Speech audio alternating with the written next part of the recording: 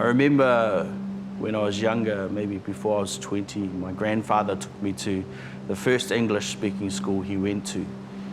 And he took a moment to pause, spoke of his trauma of going to a school where he was a high-born Māori child, and then having a negative experience with a teacher there who wanted to make him speak English, a language that he had no understanding of. He didn't know the basic words. He didn't even know how to say hello. And yeah, it just traumatized him. It traumatized him because it was his first interaction with that language, with that culture. That interaction where he was belittled actually traumatized and forced him into a way of behavior in a way that he would raise his children going forward. I was a whāngai child, so I was raised by my grandparents. And then also I knew I had these parents, and that was totally a normal family dynamic for me. It wasn't out of the blue or anything like that.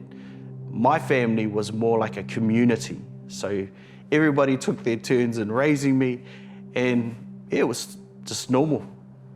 So around 6 years old, I was given back fully to my parents to be raised amongst my siblings as a result of the trauma that my parents had experienced in some of their upbringing and some of the decisions that they had made. That then got transferred onto us as children. So we experienced some of the violent behavior. When I was 10 years old, my mum decided that she had to leave. She had to get away from the trauma, the violence, and the addiction that she was living in.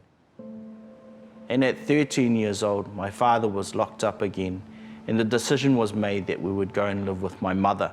Now, it was quite a shock coming from a multicultural environment in the north and going down to Christchurch, where I'd have to adopt these different ways of doing things because the environment I was in was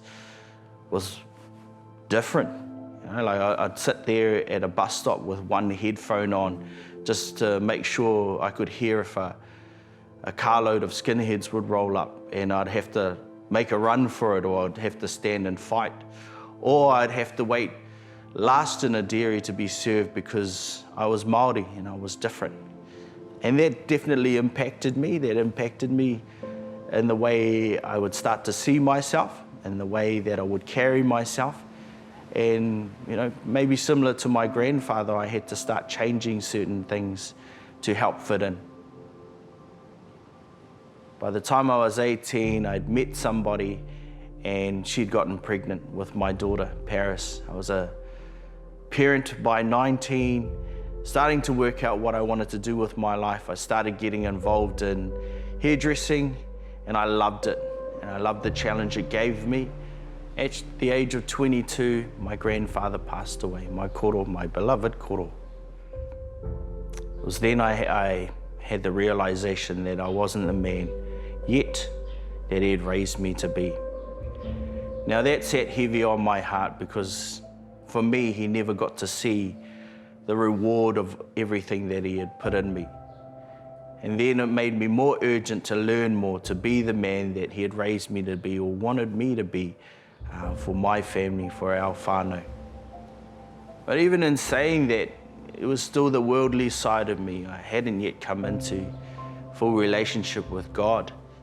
So I hunted after the things of the world, which led me to losing my family, my daughter and her mother, and then making the trip back up home, back to Auckland, to start again.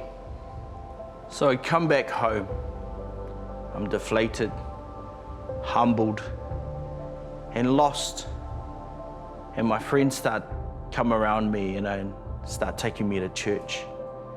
And that's where I meet God. And then my life dramatically turns around. Because once you start hearing from God, your life is toast. So going on this journey of understanding who God is and why He's made me look into my ancestry, made me take a look at what God has done amongst my ancestors, and finding out that some of my ancestors were the first to commit to Christianity. and to be led by God. And it's so awesome and so obvious now that I'm living that life, that I can see how that God's hand has been on my life and on my family.